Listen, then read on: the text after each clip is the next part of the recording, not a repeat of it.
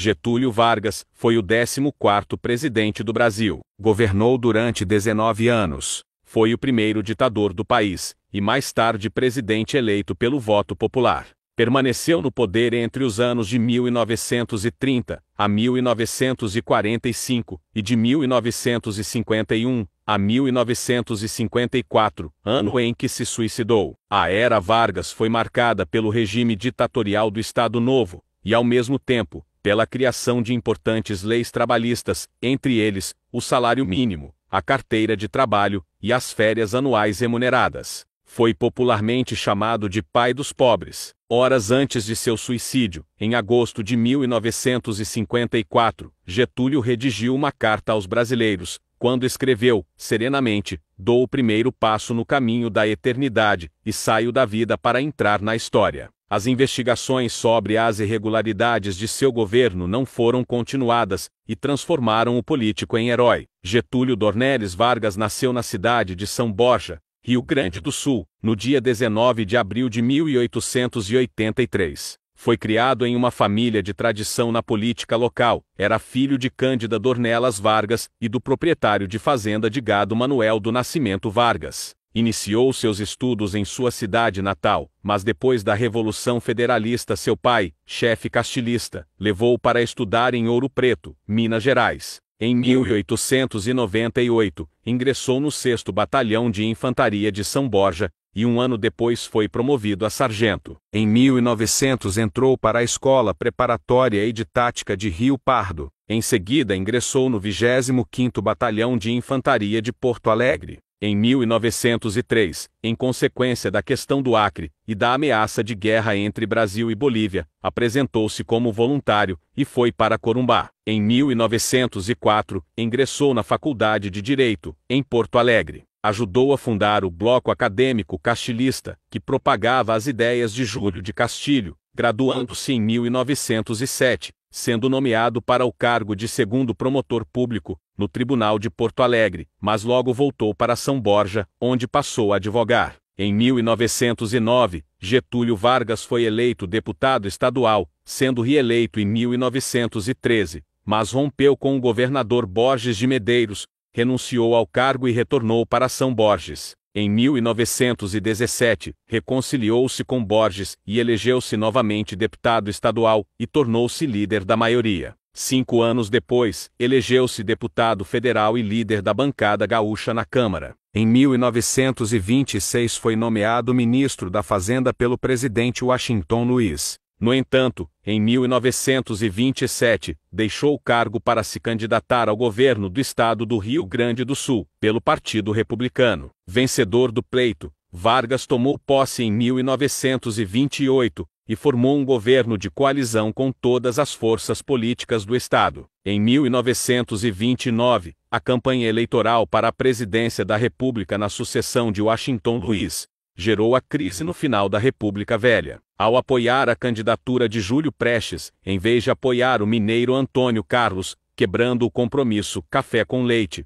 o presidente provocou o rompimento das relações entre Minas e São Paulo. Minas procurou apoio no Rio Grande do Sul e na Paraíba. Esses 3 estados formaram um grupo político de oposição, chamado Aliança Liberal. Getúlio Vargas foi o candidato da Aliança Liberal para a presidência, e o paraibano João Pessoa, para vice-presidente. Apesar da acirrada campanha, a Aliança Liberal foi derrotada, e o vitorioso foi Júlio Prestes, porém ele não tomou posse, pois em todo o país levantaram-se suspeitas de fraude. Getúlio e seus aliados começaram a planejar um golpe armado. No dia 26 de julho de 1930, João Pessoa foi assassinado, e o crime foi atribuído ao governo federal, o que precipitou a luta armada em Minas, Rio Grande do Sul e boa parte do Nordeste. No dia 24 de outubro de 1930, Washington Luiz foi deposto da presidência, e o país passou a ser governado por uma junta militar. No dia 3 de novembro, Getúlio Vargas, o chefe civil da rebelião, chegou ao Rio de Janeiro e assumiu o comando do governo provisório, que durou 4 anos.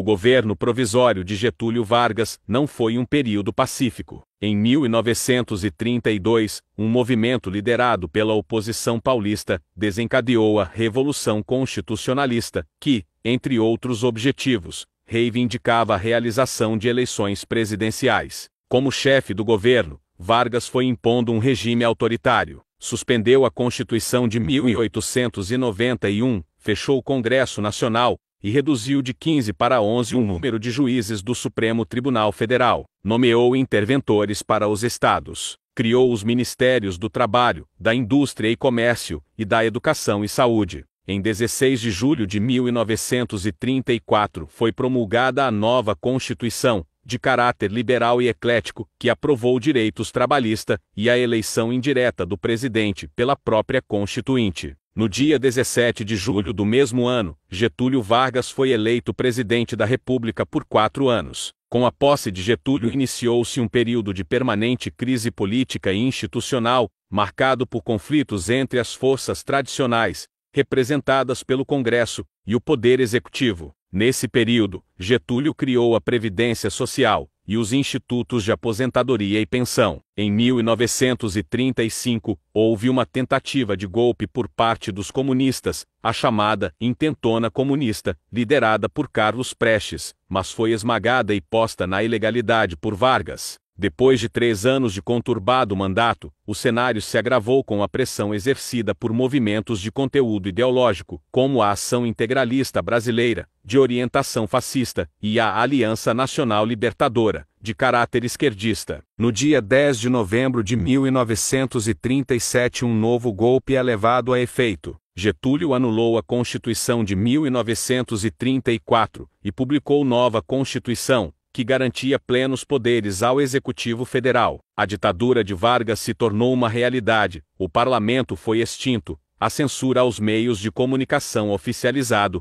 e os partidos políticos proibidos. No final de 1939 criou o Departamento de Imprensa e Propaganda, que tinha como função a censura e o culto à sua personalidade. Com o Plano Cohen, documento que simulava uma revolução comunista, começou uma perseguição violenta contra sindicatos e potenciais candidatos da oposição. Getúlio Vargas adotou medidas econômicas nacionalistas, como a criação do Conselho Nacional do Petróleo e da Companhia Siderúrgica Nacional. Iniciou a construção do Complexo Siderúrgico de Volta Redonda e instalou o Departamento Administrativo do Serviço Público. Reforçou as medidas em benefício do trabalhador, criando o salário mínimo e a consolidação das leis do trabalho. Em 1939, a Alemanha iniciou uma ofensiva contra diversos países, dando início aos conflitos que desencadearam na Segunda Guerra Mundial, na qual o Brasil só entraria de fato quase 3 anos depois. Com seu estilo autoritário, Vargas era mais próximo ao fascismo dos países do eixo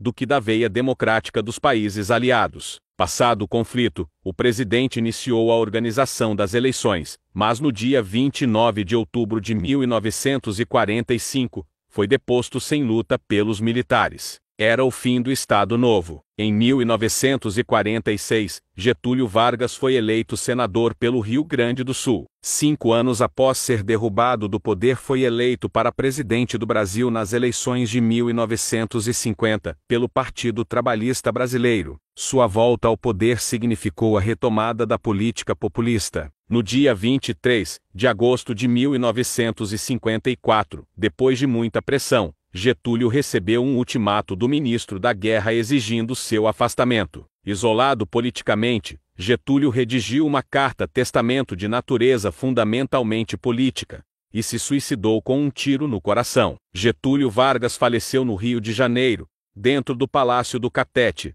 no dia 24 de agosto de 1954. Foi casado com Darcy Vargas, filha de tradicional família de São Borja, com quem teve 5 filhos: Alzira, Manuel Sarmento, Lutero, Jandira e Getúlio Vargas Filho.